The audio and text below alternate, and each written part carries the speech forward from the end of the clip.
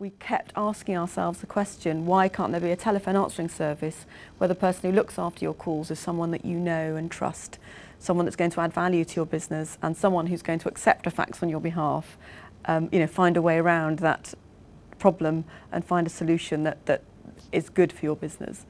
And because we couldn't find an answer to that question, we just thought, well, we'll do that ourselves. So that's what we did, and we started off with, we're not sure whether it's £10,000 or £15,000, but suffice to say, it wasn't very much money. We set up the business from the word go, from a client's perspective. That's all we knew, was how to be a client. We had no idea about IT or recruiting people or setting up a business or telephony. And actually, if we'd known what we needed to know about the IT side of things, we would have run a mile. But ignorance is bliss, and we were in too deep by the time we realised what we needed to know. So, yeah. Well, I don't think there's any such thing as an average day. We're very lucky in that we've got an extraordinary management team here at Moneypenny who runs the business on a day-to-day basis. So Glenn, our MD, Joanna, our sales and marketing director, and Mark, our finance director. So essentially Ed and I have the privilege of being able to work on the business rather than in the business. And I have to say that after probably 10 years of doing absolutely everything within the business, that is, it is a real privilege to be able to do that. I would say, and I'd hope everybody would agree, that I'm quite inclusive in the way I work with people. I love working with people. I don't like people working for me. I like people working with me, and that goes the other way. And I think I believe absolutely in treating people as you'd want to be treated yourself, and that's a real maxim for everything we do here at Moneypenny. Well, in terms of achievement, I think the greatest achievement is the fact that in 2010, I went off to Australia on a year's sabbatical, which was an amazing thing to be able to do with my family, after having spent 10 years of producing children and producing Moneypenny and being fairly exhausted. So with Ed's blessing and with, say, Glenn, Joanna and Mark here steering the helm at Moneypenny, I went off for a year and had an amazing, incredible time with my family.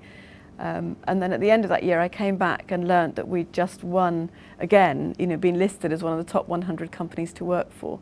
So part of me was a bit, devastated because I thought it was all about me, actually. Well, I didn't, but, but actually just to be able to come back and for that to happen made me realise that actually Moneypenny truly is all about everybody here. And I absolutely fundamentally believe that every single person within these, it's not 4 walls, 16 walls, however many we've got, it has such a key role to play in that.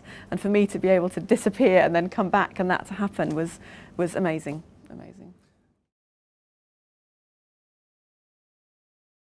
For years and years, we did everything because we didn't want to trouble other people with making decisions or being responsible for their decisions.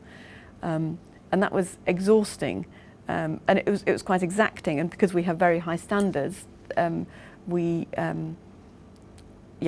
was exhausting to do, but it was the right thing to do at that time. But then there came a time where we had to learn to start letting go, and actually I think that's that's one of the hardest things to do, is to let go and to trust others. But thank God we did, because actually we would have held the business back hugely if we hadn't done that. And still now, there are some things that you just think, oh my God, I can't let that go, and everybody knows what those things are. But it's letting go and trusting others. And actually, if you give people room, if you get out of people's way, then they will fly. But if you're going to stand in their way all the time and make decisions, for them, then you're robbing, everybody else of the opportunity of doing great work, and also stifling the growth of the business. I think probably the best lead that I've ever had was when I when I left uni. I went down to London to earn some money to go travelling. I didn't know what on earth I wanted to do, so I thought I'd just go travelling for a bit. was working as a waitress in a burger joint, not a McDonald's, in a very upmarket burger joint in Barnes, and realised I could fit in an office job during the day. So I ended up walking into Brook Street, and I got a temp job within a PR agency, and that was an entertainment agency who specialised in PR for film, for the film industry.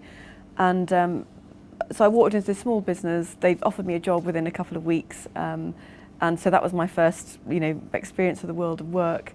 And it was run by these two really amazing ladies, Kathy Beck and Jerry Windsor, and they just, I don't know, I'd never thought about, I didn't even know what I wanted to do. I think I was quite naive when I left university. I was thinking it'll all work out. Actually, it did work out. But, they ran this business. They were very clear about what they did as a business. They were very passionate about it. And actually just having them as role models, as they just, I suppose from working for them, it never even crossed my mind that I couldn't do that if I really wanted to. They made me feel that it's all about the doing. You just got to get out there and do it. And they'd done that. So, straight away I had a very clear role model, really.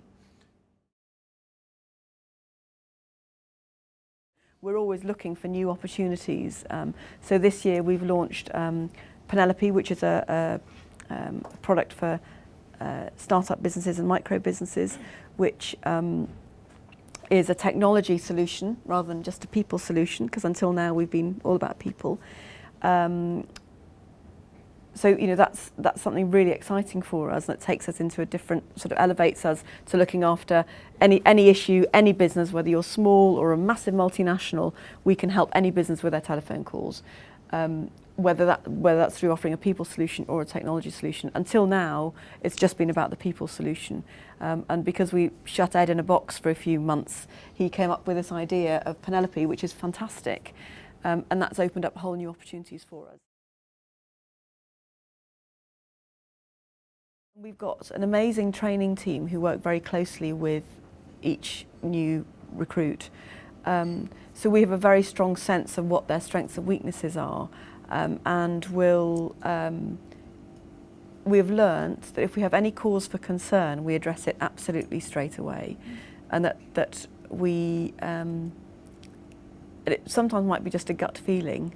And I don't mean address it in terms of them walking people out the door, but we'll address, and we have very open and honest conversations with people. So, and I think some people initially, when we started Moneypenny, were a bit taken aback by that. So if there's a bit of office politics going on, I sit down around a table and say, right, what's this going on? We are 95% women here.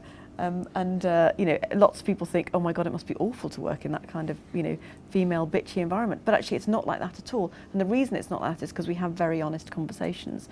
So I will be able to sit down with somebody and they'll be a bit taken aback that I'll be so direct about, what's this I hear about, you said this and you said this, and come on guys, tell me what's going on here. And because we have those honest conversations, things get addressed. And I think we have the same approach to our staff, is that we'll have very honest conversations, but very clear markers in the sand. And if somebody isn't doing very well, we'll sit down with them and say, look, this doesn't seem to be working right. What can we do? How can we help you? But we will document the fact that we've had that conversation, and we will support people to the nth degree.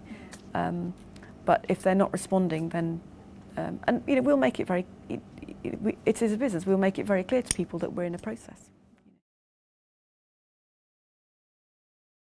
Know what your strengths and weaknesses are and work with people who complement you. So I think that's why Ed and I have worked very well together, because we complement each other enormously. And I think also work with people who are better than you are. We've, right from the word go at Moneypenny, Ed and I have been very aware of our strengths and weaknesses, and right from the word go, whenever we've been able to afford it, we've got people in to do a job better than we can. So our biggest area of weakness was on the finance side, handling the detail. So our first non-PA recruit was somebody to help us on the finance side. And then as time's gone on, we've recruited business development people, we've recruited marketing people, we've recruited more finance people, and the final piece of the jigsaw is recruiting Glenn, our MD. So we've worked our way out of the business by recruiting people who are better at doing those jobs than we are.